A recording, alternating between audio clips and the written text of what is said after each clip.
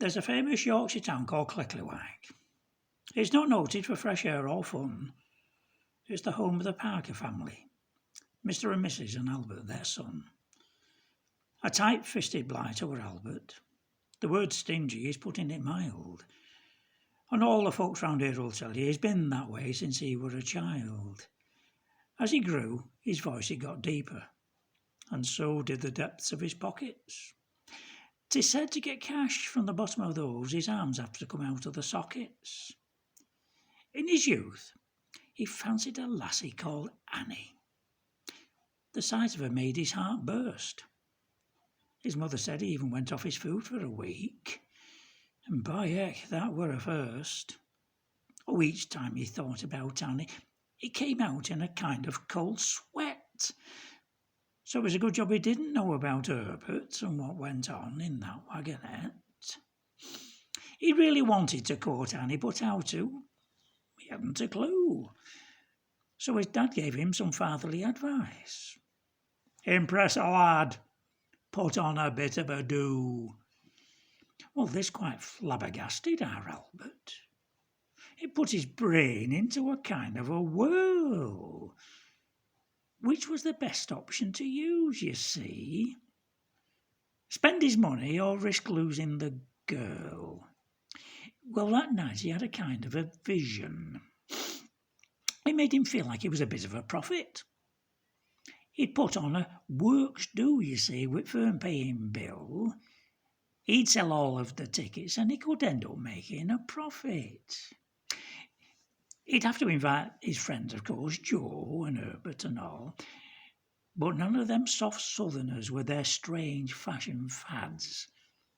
What, pink shirts, knotted ties, and creases in trousers? No, that didn't seem right to the lads. Now, we'd heard how the pub called the Lion were known to put on a spread. They did all kinds of strange-looking butties, all served on thin slices of bread. The landlord said, "A photographer's the chap that you need, and I know the very chap. His name is Henry Ormonroyd.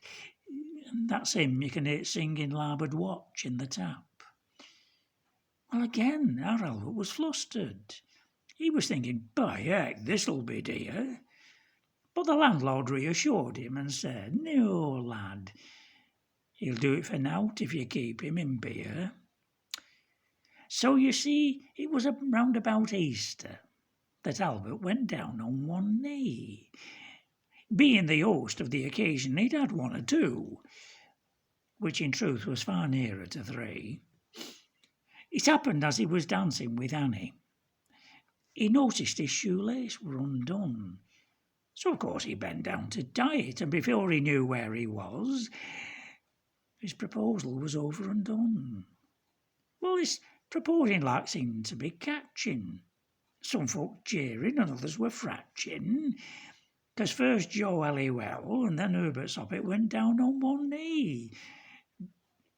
The proposal to pop it.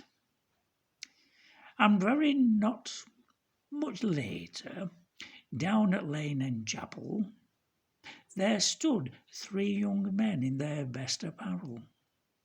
Now into the church came each of their bride, with a heart all aflutter and a smile very wide. They strode down the aisle to stand by their groom. Good job it were wide and there was plenty of room. And Albert thought Annie was sweet as a peach the day they were wed by the Reverend Beach. If only they knew, 25 years from now, there'd be a little letter that would cause quite a row. And if you want to know what that's all about, well, there's a play you might like to see. It goes by the name of When We Are Married, and it's written by J.B. Priestley. Thank you.